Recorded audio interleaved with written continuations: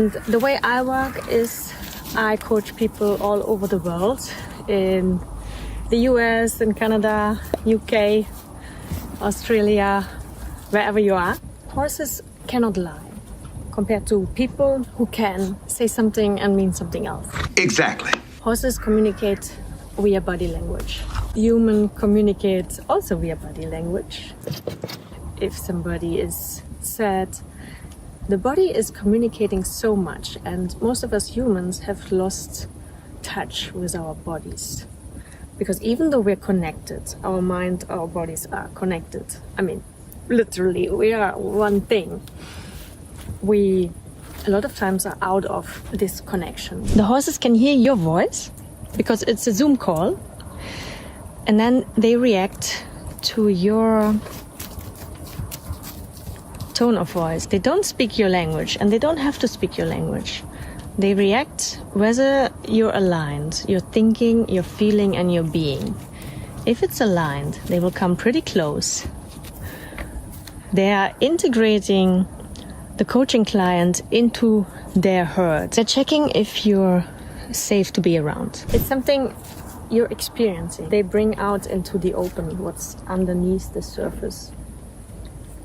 And they help you to align your thinking, feeling, being, and to find balance. That's the thing when you work with horses. They feel actually what's going on in your mind and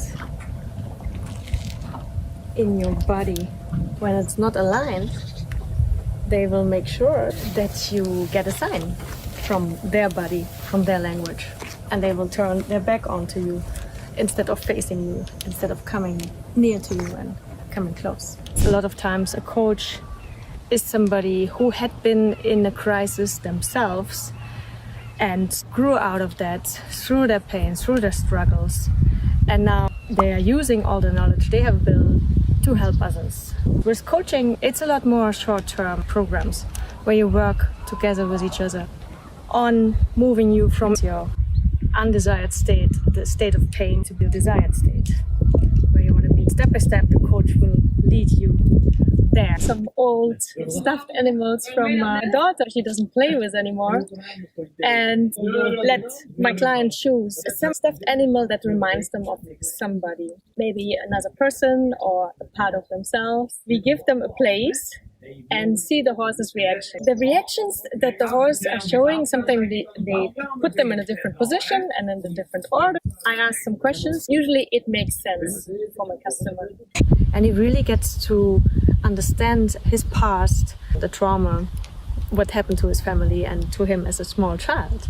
And afterwards, he realizes who are his team members, who support him and who are there with him. And that's how he achieves so much balance. In part 3, he himself becomes the master and he's teaching his family. This is how life goes. You have a dream, you have an idea where you want to go. It's easier to reach that dream if you have some kind of master or mentor or coach who believes in you and gets you to use all your strengths and talents. A trauma is actually an event which afterwards still haunts you, sometimes even years or decades later, and you cannot get the images out of your mind. And you're actually adapting your behavior after a traumatic event. Trauma actually comes from the German word Traum, which means dream. A dream is like moving pictures of something you see, and all your senses are actually also experiencing the dream. So you smell, you hear, you see something, you feel something. The issue with triggers is that they arrive at a part of your brain which is different from the part that can differentiate events in time. When a trigger, a certain cue, a smell, a sound, something you see arrives, it can happen that you relive the moment and you believe you're back in that past moment, even though the event has been 10 or 20 years ago.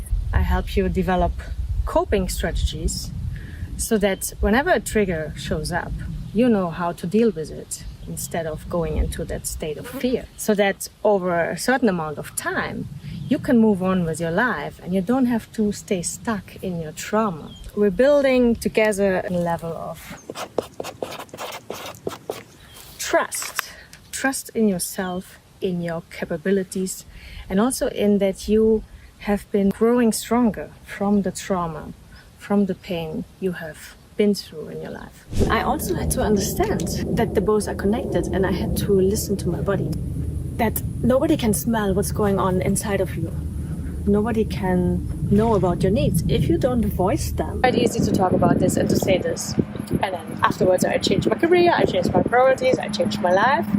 While a depression, to say that you had a depression is a lot more difficult.